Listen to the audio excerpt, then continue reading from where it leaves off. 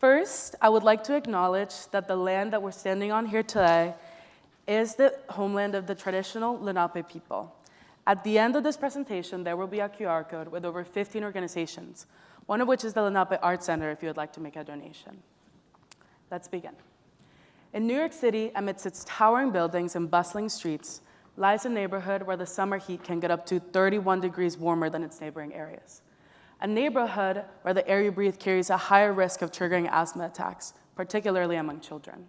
This isn't some distant corner of the world, it's right where we live here in Harlem.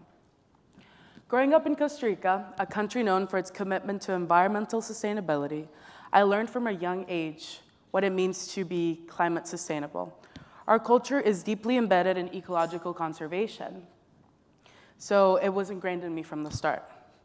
From participating in building community gardens to advocating for renewable energy policies, I've been involved in climate work for as long as I can remember.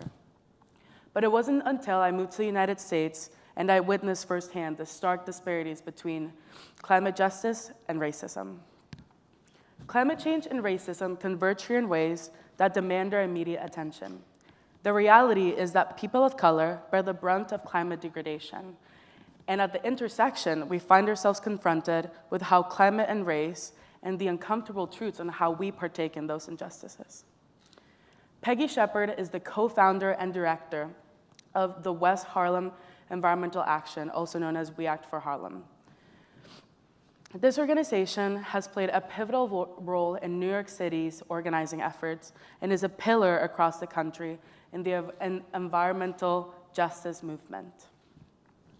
We Act has played a significant role in battling and promoting policies which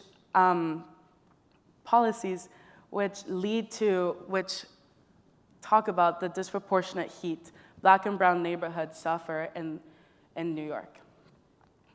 These policies are essential to what's going on in the city, of course.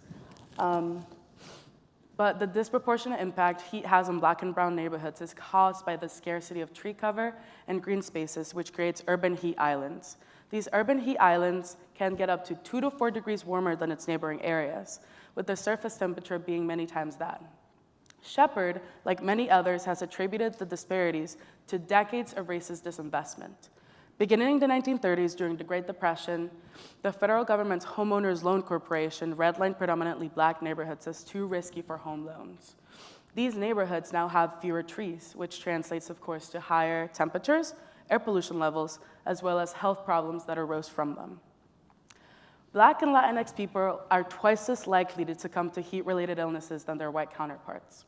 Heat is especially dangerous for people with pre-existing conditions such as heart disease. There has also been a rise in mental health problems relating to sleep due to the high temperatures overnight, which have prevented people from recuperating during the night. But this doesn't stop here, of course. The injustices these communities face extends far beyond the physical environment. They're denied access to resources like clean water, adequate housing, and reliable transportation, leaving them more vulnerable to the impacts of climate change. The truth is that we all play a role in perpetuating these injustices. Institutions like Barnard and Columbia, nestled in these neighborhoods undergoing rapid gentrification, must reckon with their role in exacerbating these roles. The Co-Designing Smart City course, also known as Redesigning Harlem, was a course aimed to highlight the inequities that the institution was causing in Harlem. But its reality is that the course taught students to use smart surveillance technologies on its residents, as well as create space for wealthier people to move in. This course, of course, lacked the contributions from Harlem residents, students, and faculty alike. And of course, residents were missing from the conversation in general. It is also true that the Columbia building in 125th took over $100 million to build, and it displaced businesses as well as people living already in that area.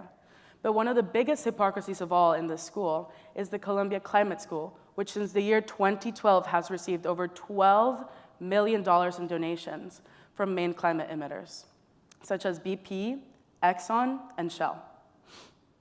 It's time to shift the narrative and move beyond abstract conversations, which is a bit ironic because that's kind of what I'm doing. But we must listen to the real people impacted by our actions. We must amplify their voices and honor their experiences. There are a variety of organizations in Harlem doing the work right now. For example, the Harlem Heat Project combines crowdsourcing, data reporting, and journalism to tell the story of New York City's urban heat islands, as well as organizations like Harlem Grown, which aim to educate the youth on climate sustainability, as well as creating sustainable community gardens.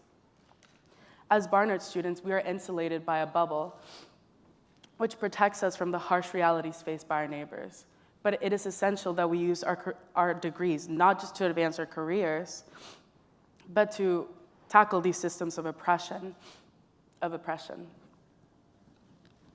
Right now, I would like to ask everyone to pull out their phone and scan this QR code.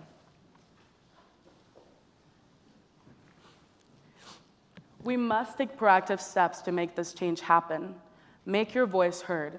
Together, we can build a world where climate justice and racial equity are not just ideals, but lived realities.